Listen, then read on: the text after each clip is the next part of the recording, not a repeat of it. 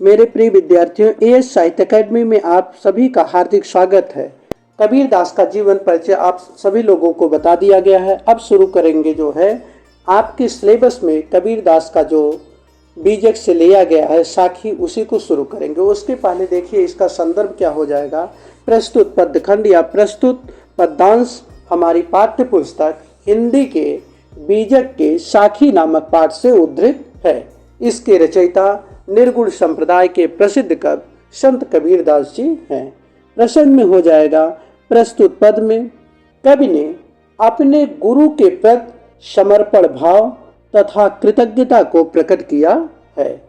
व्याख्या आइए देखते हैं। व्याख्या जो है, सतगुरु, पहले देखिए कठिन शब्दों का अर्थ समझेंगे। सतगुरु माने अच्छे गुरु ने, सच्चे गुरु ने। हमसु माने हमसे, रीझ माने प्रसन्न होकर, कर एक कहा प्रसंग, एक प्रसंग कहा अर्थात एक बात कही। वर्षा बादल प्रेम का, जिससे प्रेम रूपी बादल की बारिश हुई।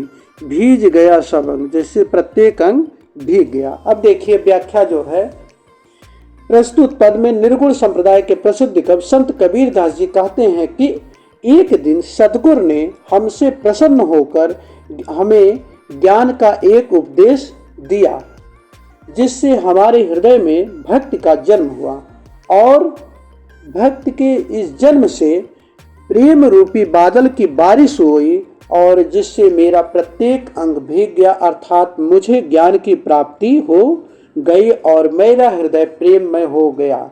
अब आगे देखिए जो है काव्यगत सौंदर्य। काव्यगत सौंदर्य में नंबर 1 में हो जाएगा, प्रस्तुत पद में दोहा छंद का प्रयोग किया गया है। नंबर 2, प्रस्तुत पद में रूपक अलंकार का प्रयोग है। प्रेम रूपी बादल, जहाँ उपमेय में उपमान का भेद रहित आरोप हो, वहाँ पर क्या होता है, रूपक अलंकार का प्रयोग है।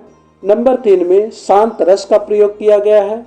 नंबर 4, प्रस्तुत पद में गुरु की महत्ता को प्रकट किया गया है। और नंबर 5 की भाषा, प्रस्तुत पद की भाषा सदुक्कड़ी भाषा है। अब आगे देखिए दोहा नंबर 2। दोहा नंबर 2 में जो है, राम नाम के पट तरे देबे को कछु नाय, क्या ले गुरु संतोषई होश रही मन माय। राम नाम के पटतरे, पटतरे माने समान, पटतरे माने समान। देवे माने देने के लिए, कौ माने कुछ, कौ कछु नाय, नाय माने नहीं है, कछ माने कुछ भी। क्या ले गुरु संतोषई, संतोष हो जाए, संतोषई माने संतोष हो जाए। हौस माने अभिलाषा, हौस माने अभिलाषा या इच्छा, अभिलाषा रही मन मा, यही मन में बनी रहती है। अब इसका जो है देखते हैं व्याख्या। देखिए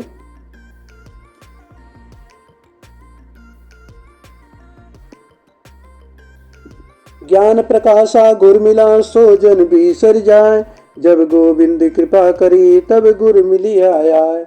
बीसर माने विस्मृत, बीसर माने विस्मृत जो है। अब देखते हैं निर्गुण संप्रदाय के प्रसिद्ध कवि संत कबीर दास जी कहते हैं कि सच्चे के गुरु के मिलने पर ज्ञान का प्रकाश मेरे अंदर फैल गया है और मेरी अभिलाषा यह है, ज्ञान प्रकाशा गुरु मिला। सच्चे गुरु के मिलने से मेरे अंदर ज्ञान का प्रकाश फैल गया है। सोजन बिसर जाए, जिसे अब विस्मृत नहीं किया जा सकता है। जब गोविंद कृपा करी, और मुझे गुरु की प्राप्ति तब होती है जब ईश्वर ने मेरे ऊपर कृपा दृष्टि की, तब गुरु मिलिया, तब जाके मुझे गुरु की प्राप्ति हुई। आगे देखिए इसका काव्यगत सौंदर्य में हो जाएगा, प्रस्तुत पद में ईश्वर की महानता और गुरु की तुलनात्मक अभिव्यक्ति का वर्णन किया गया है। और नंबर 2 में हो जाएगा, प्रस्तुत पद की भाषा सदुक्कड़ी है, रस शांत रस है, अलंकार 2 अलंकार अनुप्रास अलंकार है, अनुप्रास अलंकार, और छंद में दोहा छंद हो जाएगा। अब अगला देखेंगे हम जो है 4, दोहा नंबर 4 देखिए, ज्ञान प्रकाश माया दीपक नर पतंग। माया दीपक, माया रूपी दीपक और नर रूपी पतंगा। अलंकार कौन सा हो जाएगा इसमें, रूपक अलंकार, उपमेय में उपमान का भेद रहित आरोप। माया रूपी दीपक। यहाँ पर जो है माया को दीपक के समान बताया गया है और नर को जो है पतंगे के समान बताया गया है। भ्रम भ्रम इवै पड़ंत, भ्रम भ्रम इवै पड़ंत जो है, भ्रम भ्रम माने भ्रमित होकर, इवै माने इसमें, इवै माने इसमें, पड़ंत माने पड़ जाता है अर्थात गिर जाता है। कहा कबीर गुर ज्ञान थे एक याद उपरंत। अब इसकी व्याख्या हम देखेंगे। निर्गुण संप्रदाय के प्रसिद्ध कवि संत कबीर दास जी कहते हैं कि माया रूपी दीपक, माया रूपी दीपक के सामने नर रूपी पतंगा, माया रूपी दीपक के सामने नर रूपी पतंगा, नर रूपी पतंगे के समान है। नर माया रूपी दीपक के सामने नर रूपी पतंगे के समान है। जिस प्रकार पतंगा दीपक को देखकर उसके तरफ आकर्षित होकर उसके तरफ दौड़ता है और भ्रमित होकर उस पर गिरकर जल जाता है, उसी प्रकार मनुष्य भी माया के चारों तरफ चक्कर लगाता हुआ अंत में नष्ट हो जाता है। आगे कबीर दास जी कहते हैं कि जब कहाँ कबीर गुर ज्ञान थे, कबीर दास जी कहते हैं कि गुरु के ज्ञान से इस संसार में एकाध व्यक्ति, एक दो व्यक्ति ही उबर पाते हैं, और जबकि माया एक आध व्यक्ति ही उबर पाते हैं। अब देखिए इसका काव्यगत सौंदर्य क्या हो जाएगा। प्रस्तुत पद में रूपक अलंकार का प्रयोग है। नंबर 1 प्रस्तुत पद में रूपक अलंकार का प्रयोग है। नंबर 2 सदुक्कड़ी भाषा का प्रयोग है। नंबर 3 प्रस्तुत पद में शांत रस का प्रयोग है। नंबर 4 दोहा, प्रस्तुत पद में दोहा छंद का प्रयोग किया गया है। अब अगला देखेंगे हम दोहा नंबर 5। जब मैं था तब गुरु,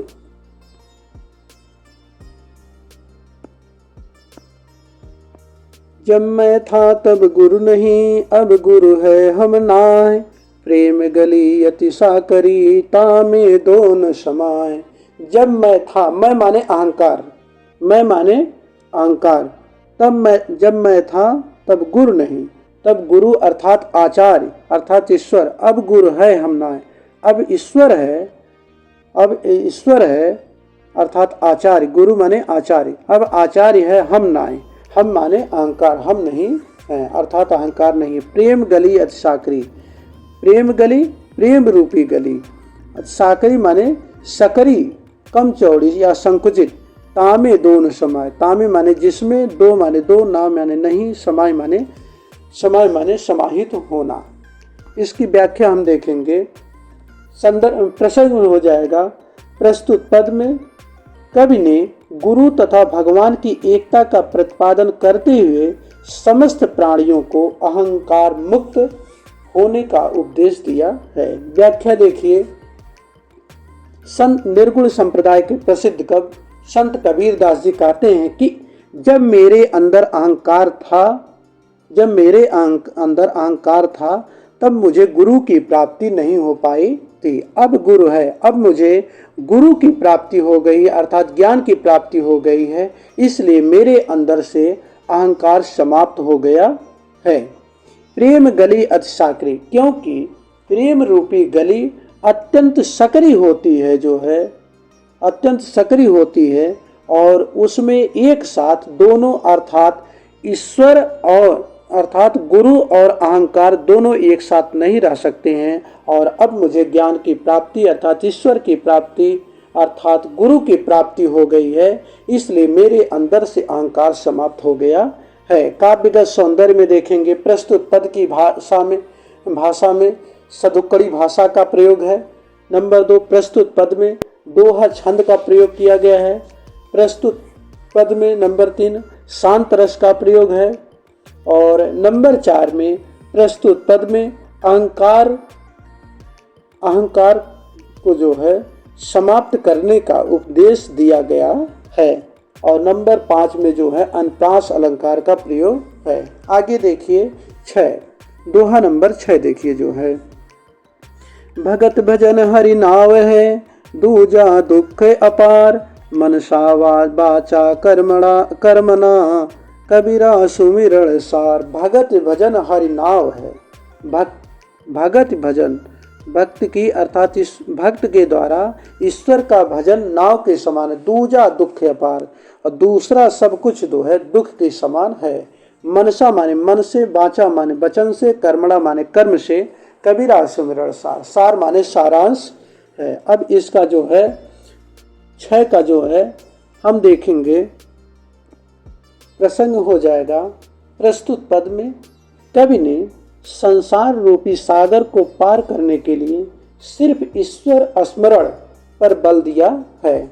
इसकी व्याख्या हो जाएगी। भगत भजन निर्गुण संप्रदाय के प्रसिद्ध कवि संत कबीर दास जी कहते हैं कि भगवान का नाम स्मरण ही वास्तव में भक्ति और भजन कहा जा सकता है, और वह उस नाव के समान है जो मनुष्य को इस भव सागर से पार कराता है। दूजा दुख अपार, और इसके अतिरिक्त जो भी संसार में वस्तुएं हैं सब दुख को देने वाली हैं या दुख के समान है।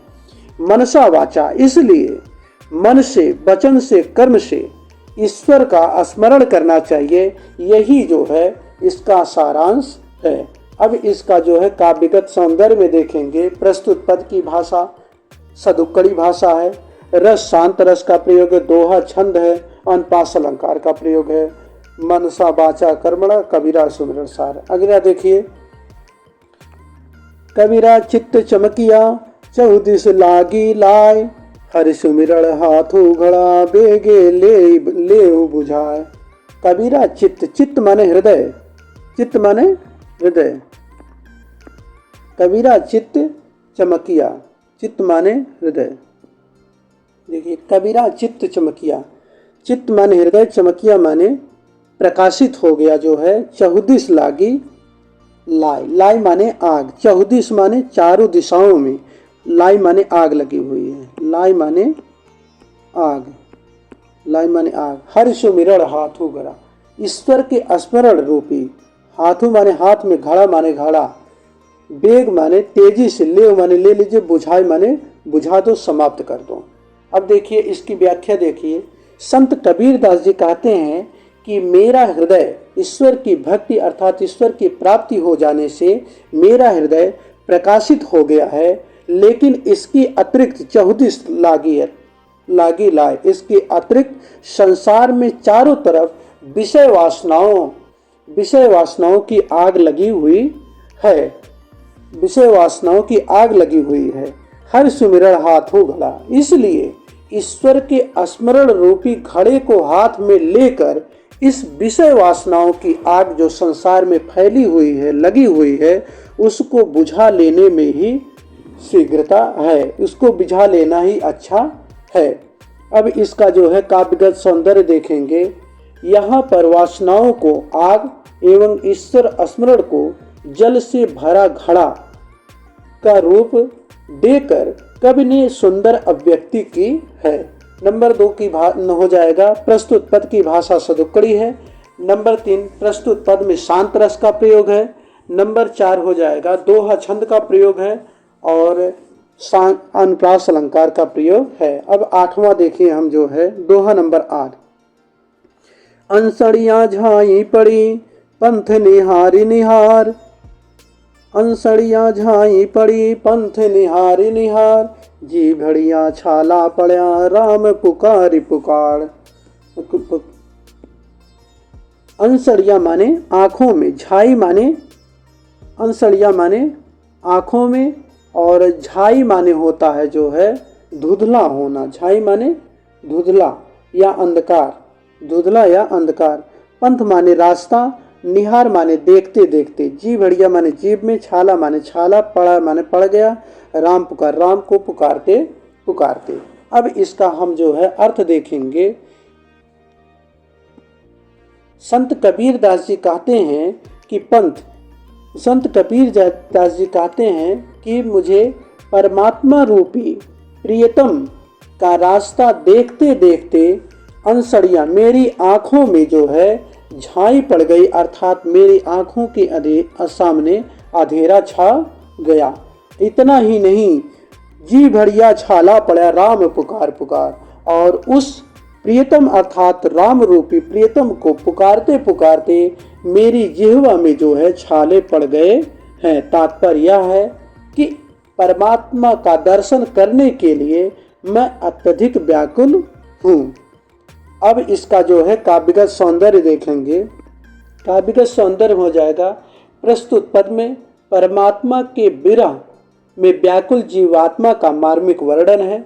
नंबर 2 हो जाएगा सदुक्कड़ी भाषा का प्रयोग है। नंबर 3 शांत रस का प्रयोग है। नंबर 4 प्रस्तुत पद में दोहा छंद है। अलंकार जो है अनुप्रास अलंकार हो जाएगा। अब देखेंगे हम दोहा नंबर 9। देखिए, झूठे सुख को सुख कहे मानत है मन मोद, जगत चबैना काल का कछु मुख में कछु गोद। झूठे सुख को सुख कहे मानत है मन माने मन में, मोद माने प्रसन्नता, जगत चबैना चबैना माने चने के समान, काल माने काल के लिए, कुछ मुख में, कुछ उसके मुख में है और कुछ गोद में अर्थात मृत्यु को प्राप्त होने वाले हैं। अब इसमें जो है हम इसका अर्थ देखेंगे। इसका अर्थ देखिए जो है, संत कबीर दास जी कहते हैं कि झूठे सुख को सुख है। निर्गुण संप्रदाय के प्रसिद्ध कवि संत कबीर दास जी कहते हैं कि ऐ मनुष्यों, तुम इस सांसारिक झूठे सुख को सुख मानते हो और मानत है मनमोद, और यही मानकर जो है तुम अपने मन में हमेशा प्रसन्नचित रहते हो। जगत चबैना, जबकि वास्तविकता यह है कि यह संसार काल के लिए चने के समान है। यह संसार काल के लिए चने के समान है। कछु मुख में कछु गोद, क्योंकि काल के लिए कुछ जो है उसके मुख में है अर्थात कुछ मृत्यु को प्राप्त हो गए हैं और कुछ मृत्यु को जो है नजदीक पहुंच गए हैं। अब इसका काव्यगत सौंदर्य देखेंगे हम जो है। प्रस्तुत पद में मानव शरीर की नश्वरता का मार्मिक चित्रण है। नंबर 2 जो है भाषा सदुक्कड़ी, रस शांत, दोहा वही जो है दोहा छंद है जो है, अलंकार अनुप्रास अलंकार है जो है। अब आगे देखेंगे हम जो है 10वां। देखिए, जब मैं था तब हरि नहीं, अब हरि है मैं नाही, सभी अधियारा मिट गया जब दीपक देखा माय। जब मैं माने अहंकार, मैं माने अहंकार, मैं माने अहंकार। जब मैं था तब, जब मैं था मैं माने अहंकार, हरि नहीं, तब मुझे ईश्वर की प्राप्ति नहीं हो पाई थी। अब हरि है, अब ईश्वर है, मैं नहीं, मतलब अंधकार मेरे अंदर नहीं है। सब अधियारा मिट गया, संपूर्ण अंधकार समाप्त हो गया जब ईश्वर रूप के ज्ञान रूपी दीपक प्रकाश। अब देखिए व्याख्या देखिए। निर्गुण संप्रदाय के प्रसिद्ध कवि संत कबीर दास जी कहते हैं कि जब तक मेरे अंदर अहंकार था, मैं माने अहंकार, जब तक मेरे अंदर अहंकार था तब तक मुझे गुरु की प्राप्ति नहीं हो पाई थी। अब मुझे गुरु की प्राप्ति हो गई है अर्थात ईश्वर की प्राप्ति हो गई है, इसलिए मेरे अंदर से अहंकार समाप्त हो गया है। सब अधियारा मिट गया जब दीपक देखा माय। अंत में संत कबीर दास जी कहते हैं कि ज्ञान रूपी जब दीपक देखा मैं, ज्ञान रूपी दीपक के प्रज्वलित होने से मेरे अंदर के अर्थात मेरे हृदय के अंदर के अज्ञान रूपी अंधकार समाप्त हो गया है। आज तात्पर्य यह है कि ईश्वर के दर्शन होने पर अज्ञान रूपी अंधकार स्वतः नष्ट हो जाता है। अब काव्यगत सौंदर्य में देखेंगे। प्रस्तुत पद में ज्ञानात्मक स्वरूप की दार्शनिक अभिव्यक्ति की गई है। नंबर 2 भाषा सदुक्कड़ी, रस शांत, दोहा छंद का प्रयोग किया गया है। अब अगला देखेंगे हम 11।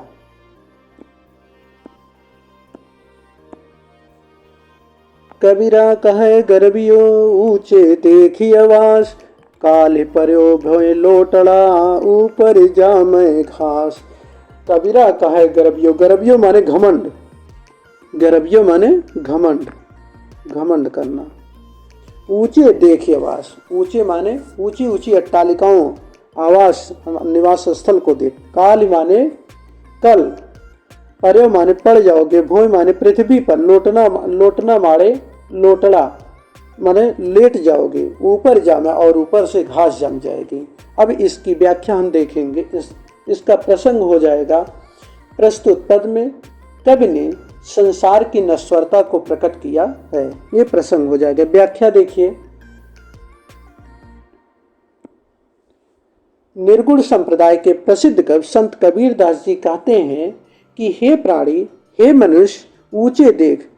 तुम अपने इन ऊंचे ऊंचे आवास अर्थात अट्टालिकाओं को देखकर घमंड करते हो, जो है घमंड कर रहे हो काल पर, जबकि वास्तविकता यह है कि काल माने कल ही तुम्हारी मृत्यु हो जाएगी और तुम जो है पृथ्वी में लेट जाओगे अर्थात दफना दिए जाओगे और ऊपर से जो है तुम्हारे ऊपर घास उग आएगी। इसका काव्यगत सौंदर्य हो जाएगा। प्रस्तुत पद में संसार की नश्वरता का स्वाभाविक वर्णन है। नंबर 2 भाषा सदुक्कड़ी, रस शांत, अलंकार में अनुप्रास अलंकार का प्रयोग है, दोहा छंद का प्रयोग है। आगे हम देखेंगे 12वां नंबर जो है, यह ऐसा संसार है जैसा सैंबल फूल, दिन दस के व्यवहार को झूठे रंग न भूल। यह ऐसा संसार है जैसा सैंबल फूल। सैंबल फूल माने सेमल का फूल, सैंबल फूल माने सेमल का फूल। सेमल जो देखने में तो अच्छा लगता है लेकिन उसमें कोई सुगंध नहीं होती है। दिन दस के व्यवहार को झूठे रंग में मत भूलो जो है। अब इसकी हम व्याख्या देखें। यह ऐसा संसार है। निर्गुण संप्रदाय के प्रसिद्ध कवि संत कबीर दास जी कहते हैं कि ऐ मनुष्यों या हे मनुष्यों, जो है यह संसार जो है उसी प्रकार से क्षणभंगुर है जिस प्रकार से सेमल का फूल होता है, जो देखने में तो अच्छा लगता है, आकर्षित होता है, लेकिन उसके अंदर कोई सुगंध नहीं होती है और कुछ ही दिनों में वह जो है गिर जाता है। उसी प्रकार से दिन दस के व्यवहार को, उसी प्रकार से इस 10 दिन के जीवन को लो है, 10 दिन के जीवन को झूठे रंग न बोल। इस सांसारिक झूठे रंग अर्थात आकर्षण में जो है अपने ईश्वर को मत भूलो। काव्यगत सौंदर्य में हो जाएगा। प्रस्तुत पद में सांसारिक नश्वरता को प्रकट किया गया है। नंबर 2 में भाषा सदुक्कड़ी, नंबर 3 रस शांत रस का है, दोहा छंद का प्रयोग किया गया है। और अगला हम देखेंगे दोहा नंबर 13।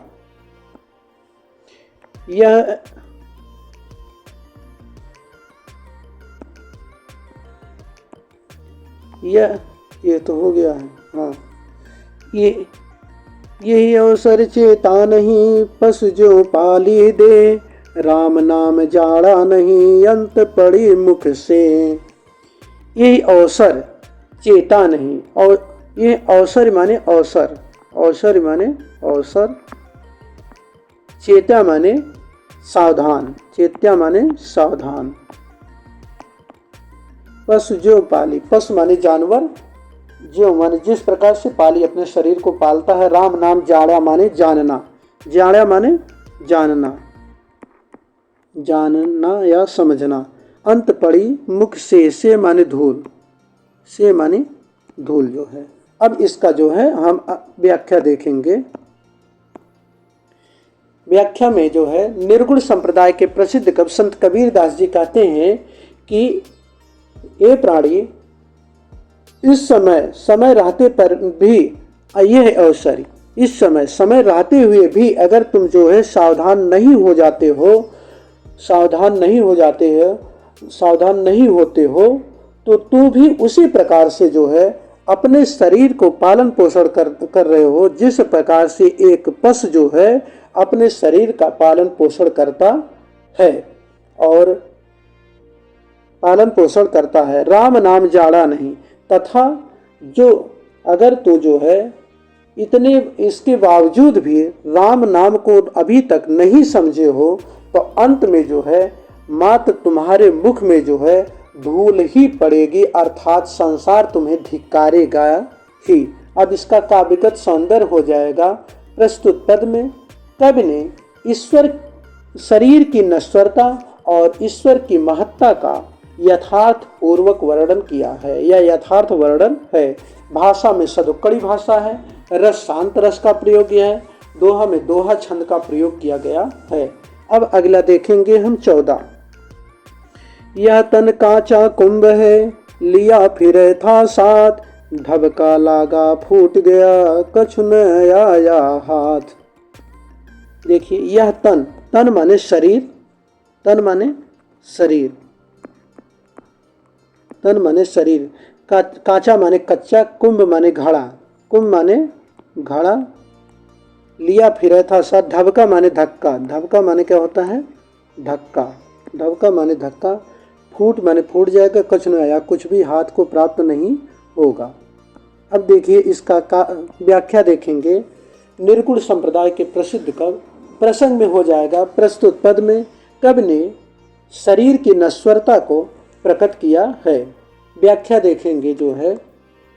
प्रस्तुत पद में संत कबीरदास जी कहते हैं कि हे प्राणी, तू जिस प्रकार से जो है यह तन कांचा कुंभ है, तू जिस शरीर को साथ लिए फिर रहा है, जो है लिया फिरे था साथ, तू जिस शरीर को साथ लिए फिर रहा है वह कच्चे घड़े के समान, कांचा माने कच्चा, कुंभ माने घड़ा, वह कच्चे घड़े के समान है।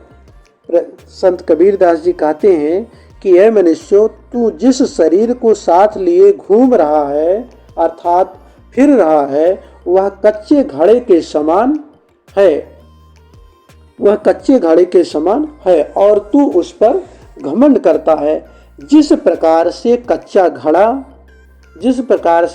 घड़ा जरा सा धक्का लगने से टूट जाता है, उसी प्रकार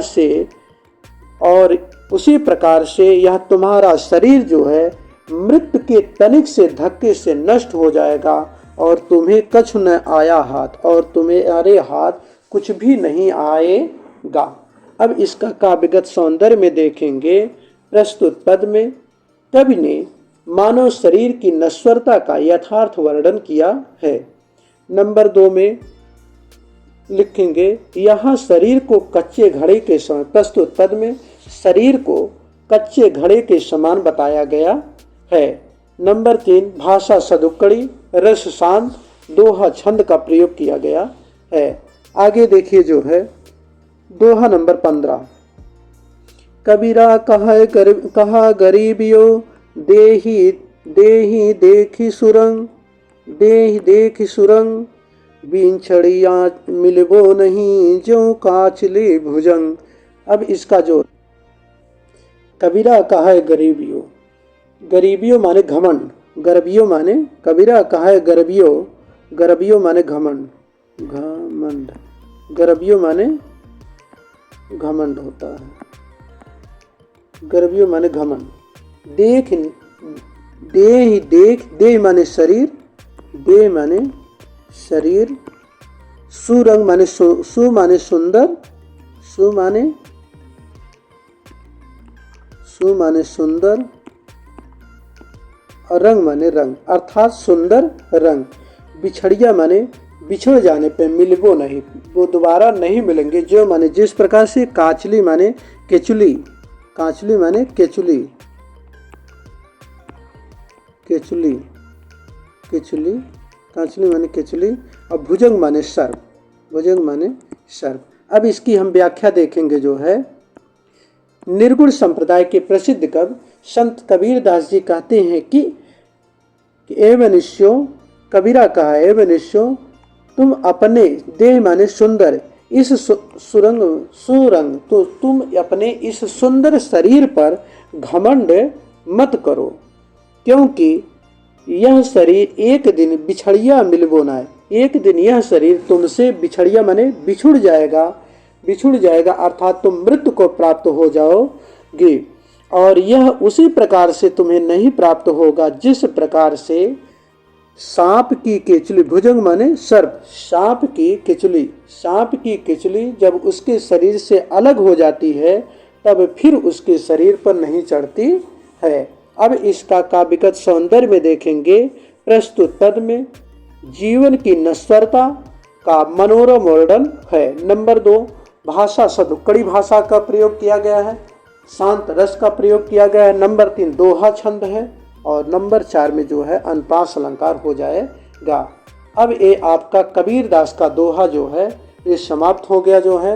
अब इसके आगे का हो गया। अब इसमें जो है जो बहुविकल्पी प्रश्न दिया हुआ है इसको हम देख लेंगे, क्योंकि कोई पेपर में आने की जो है लगभग संभावना रहती है। देखिए, बहुविकल्पी प्रश्न। मसी कागज छूयो नहीं, कलम गही नहीं हाथ, सूक्ति किससे संबंधित है? संत कबीरदास जी क्या कहते हैं? मसी कागज छूयो नहीं, कलम गयो नहीं हाथ। इससे उनकी जो है कभी विद्यालय नहीं जाने की या अनपढ़ता की सूचना मिलती है। कबीरदास का सही उत्तर क्या हो जाएगा? कबीरदास। अब दूसरा देखिए, कबीर की भाषा को सदुक्कड़ी भाषा किसने कहा? तो सही इसमें उत्तर हो जाएगा दूसरे का बी। कबीर की भाषा को सदुक्कड़ी भाषा रामचंद्र शुक्ल ने कहा, और कबीर की भाषा को पंचमेल खिचड़ी जो है श्याम सुंदर दास ने कहा, और कबीर को भाषा का डिक्टेटर जो है हजारी प्रसाद द्विवेदी ने कहा था। अब अगला तीसरा देखेंगे, कबीर की साखी की रचना प्रायः हुई है। तो साखी की रचना किस में हुई है? दोहा छंद में हुई है। किस में हुई है? दोहा छंद में हुई है। अर्थात तीसरा का सही उत्तर क्या हो जाएगा? सी। अब चौथा देखेंगे, कबीर के राम कौन है? तो कबीर के राम जीवन परिचय बताते समय ही आप लोगों को देखिए बताया गया था। तो कबीर के राम निर्गुण ब्रह्म के राम है। अर्थात चौथा का सही उत्तर क्या हो जाएगा? सी। अब हम देखेंगे प्रश्न संख्या 5। प्रश्न संख्या 5 देखिए, कबीर ईश्वर का नाम स्मरण करने को कहते हैं? मन से कहते हैं कि कर्म से कहते हैं, वचन से कहते हैं?